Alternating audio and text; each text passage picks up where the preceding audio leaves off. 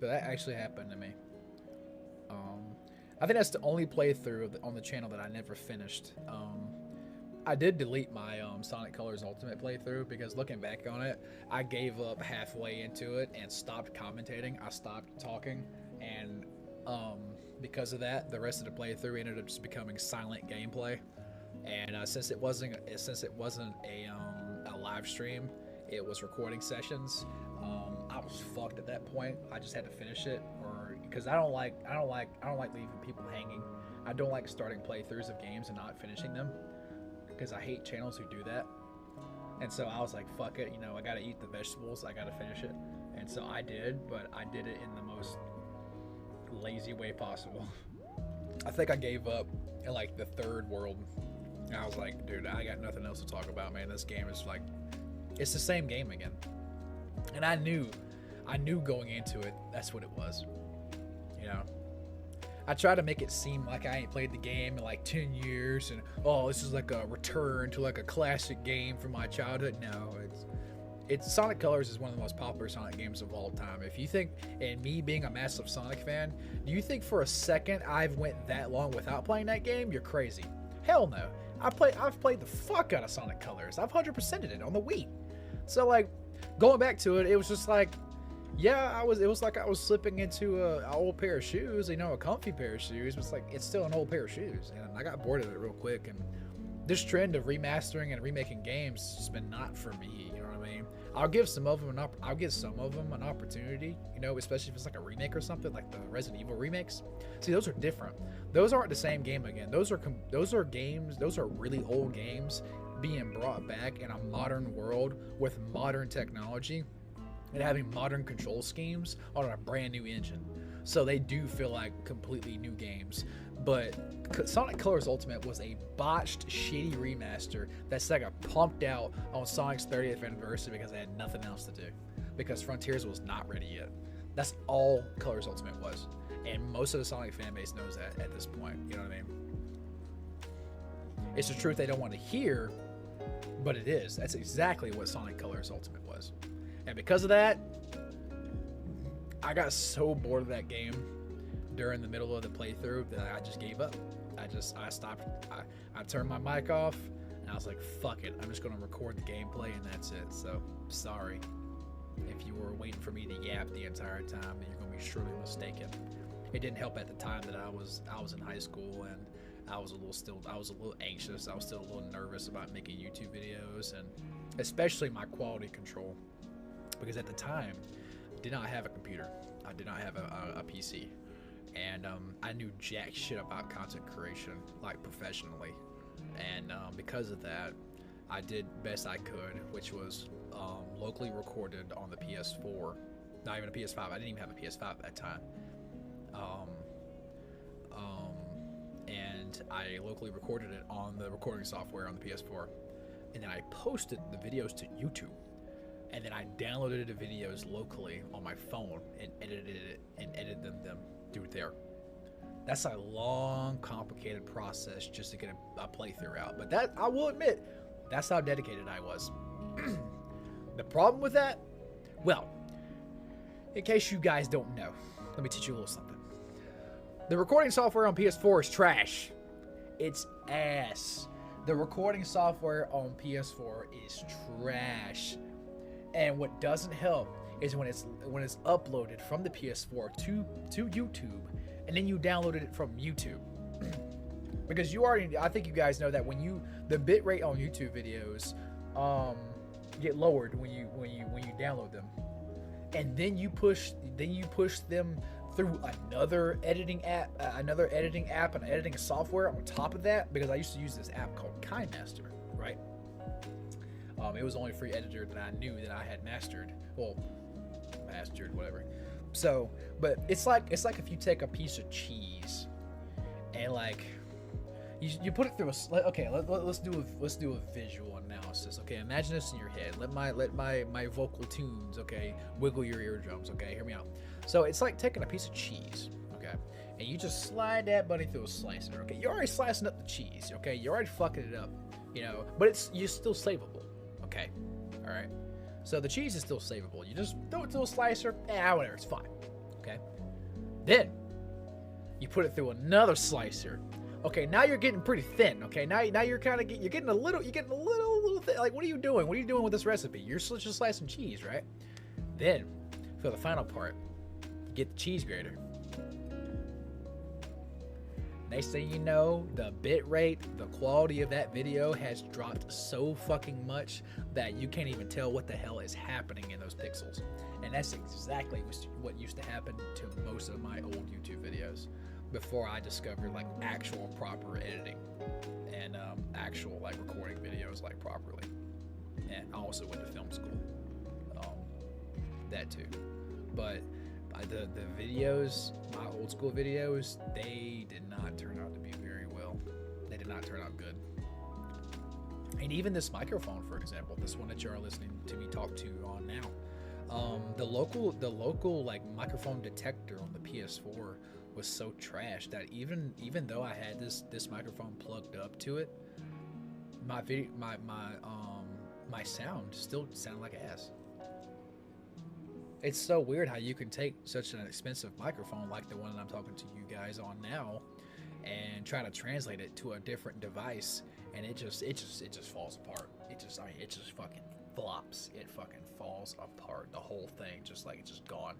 And that's what used to happen to most of my YouTube videos. Very unfortunate situation, but I did what I could. You know, all I had was a video game console and a phone, so I did what I could. And it was either I record it locally on the PS4 or I stick that bad boy up with a camera. I put my damn phone on a fucking thing and then record the screen. And I damn sure wouldn't finna do that. So I went with the second best option. And I never looked up videos. Never. That was another thing about me. I was very stubborn. Very, very stubborn. I was not finna listen to nobody else. I was finna learn this shit on my own. I was a very independent learner. I was gonna figure this shit out by myself. And to a certain extent, to this day, I still do. I don't look up videos very often on how to do things. I just wing it. I just go for it. I just try to teach myself. And sometimes sometimes it turns out to be good. It actually turns out to be pretty useful. Because I like learning things. I don't mind learning things. Learning things is fun, despite what some losers might tell you. But yeah, guys, the kind of videos I used to make, would I like to do them again? Maybe. But I don't know. At the same time, not really. No kind of idea. Let me see. Yeah.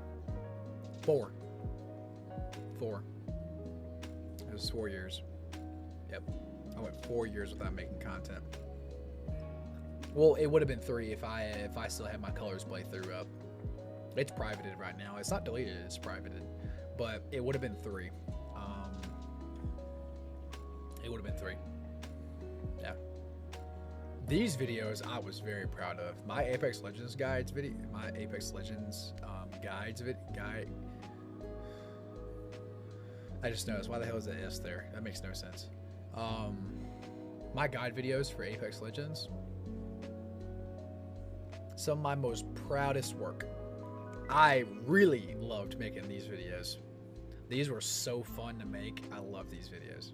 They're great. They're outdated. They're outdated as fuck, and that's why I knew it was a bad idea. You know, there's a YouTuber called Macro. A lot of respect for this guy. Love Macro. I love this guy, man. His content is great. But you know what the biggest problem is with his videos? Because he decided to do guides on hero shooters with characters in a live service game, everything that guy has ever said about a character is fucking useless now. It's just like fucking moot. It means nothing.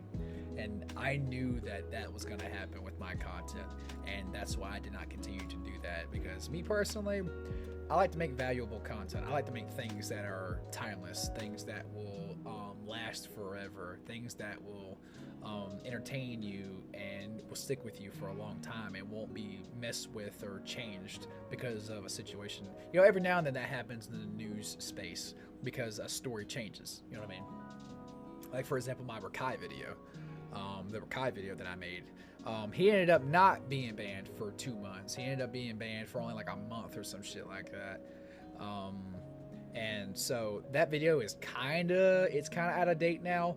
But most of my videos, I would say, compared to most other YouTubers, are still within date. They're still within, like, you can still watch them at any point and get an idea of what's going on, you know what I mean, or what's going on in the video, you know what I mean.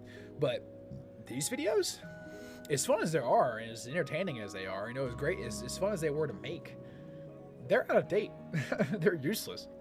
They provide no good information, hardly at all, for the characters that are listed in the video, unfortunately. The Cold War video, also very fun to make. This felt like a goddamn chore. The Battle Royale video felt like a fucking chore, because at that point, I was so sick of Fortnite, guys. I was so fucking sick of Fortnite. Like, so fucking sick of Fortnite. I can't even tell you, like, how sick I was of Fortnite. So, bad video. Did not like it. It was not my jam.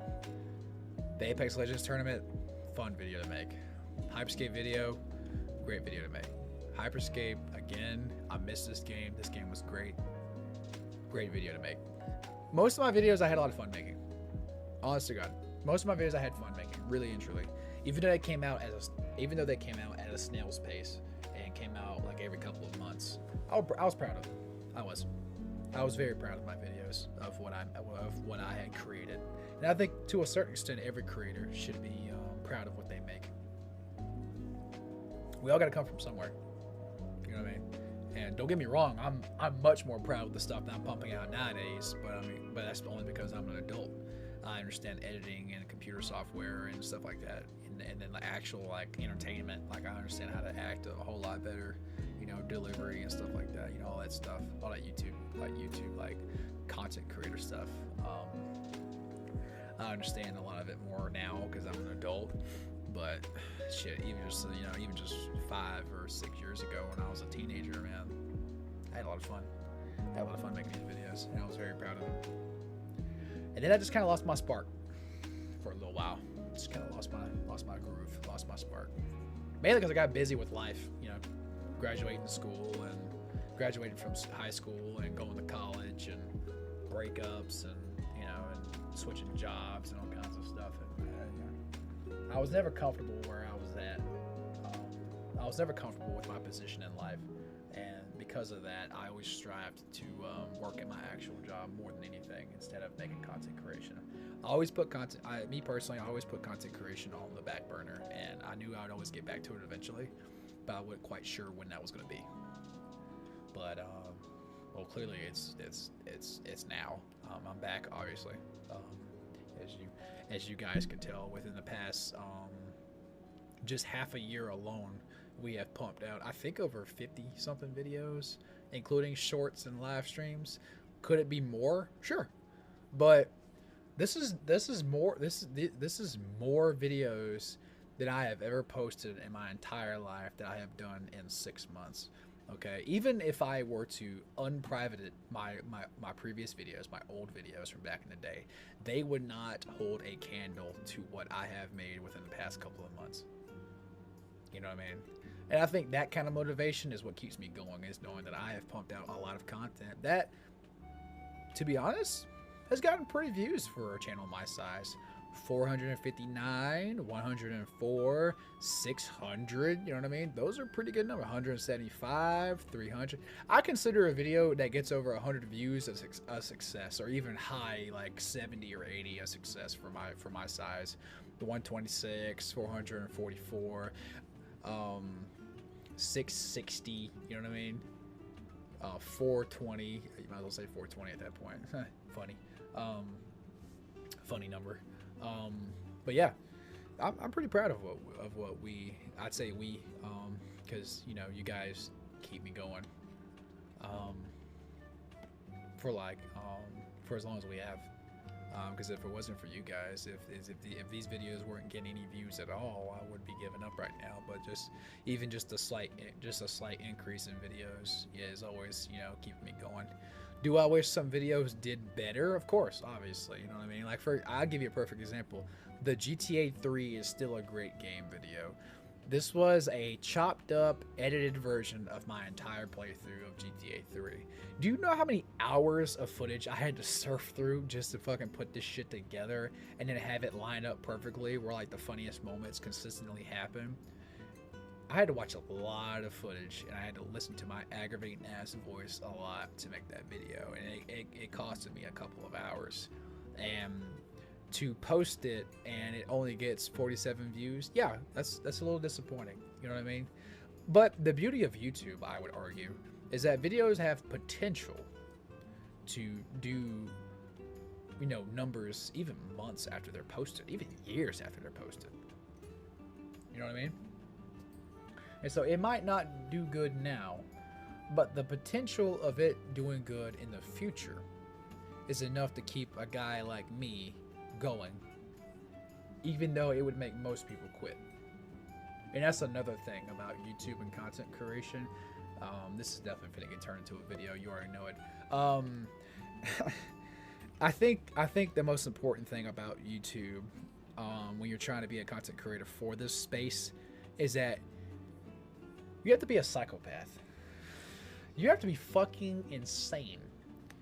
You have to be the most carrot chasing rabbit, the most rabid fucking psychotic motherfucker you have ever known in your entire life in order to survive in a space like this. Because all you're doing in reality is wasting your time on videos, publishing them, editing them, making them, recording them, scripting them sometimes. You're wasting all this time, all these resources to just throw that bitch out in the open water, in the empty void, and hope to God that some people may want to pay attention to what this jackass is talking about. That's the reality of the situation. But most people in this space, including me, don't care. We're so desperate to do, like, we're so desperate to achieve this wild goal, this unbelievable goal, that we have the indomitable will to keep going, despite knowing the fact that we may not ever succeed. Is it sad? Oh, yes, of course. It's very sad. It's very fucking sad. But in order to keep going, you have to keep telling yourself lies. You have to keep telling yourself shit that you don't want to believe. You have to keep telling your shit. You have to keep telling yourself shit that ain't even real sometimes, just to keep yourself going. Seriously. That's the reality of content creation. And that's why most people quit within the first couple of months. But the people who don't quit, the people who get back up and try again, the people who, you know, survive, the people who, what's the word I'm looking for? Like, adapt. The people who adapt to the tides, to adapt to the waves, to learn to actually swim, you know, in this space. That's when you know you're ready for content creation. Even coming from a guy like me who barely has any traction on the internet and gets outdone by channels who literally have not a lick of fucking content. I'm not even kidding you when I tell you this, guys. I have seen YouTube channels who have a total of 4 videos posted 10, 11, 9, 8 years ago. Have a couple thousand subscribers. And then you have a guy like me who's been posting content on this platform for the past half a year. And I didn't even hit 1,000 yet. I can't even get a little bit of that ad revenue. I can't even get a little bit of that money from ads. But you know what? I keep going. I keep going. I keep going. Despite all of that, I keep going. And I think that's the most important part about content creation that a lot of people do. They give up way too fucking quick. Before they even saw their own potential be flourished. They give up too quick, man. But I'm not giving up. Fuck that shit. I've told you guys this many times before. I am not giving up. Not this fucking time. I told myself before I got back into content creation that I was gonna chase my dreams and I was gonna fucking do it this time. I was gonna stop all the excuses. I was gonna stop all the bullshit, all the lollygagging, and I was gonna fucking do this shit.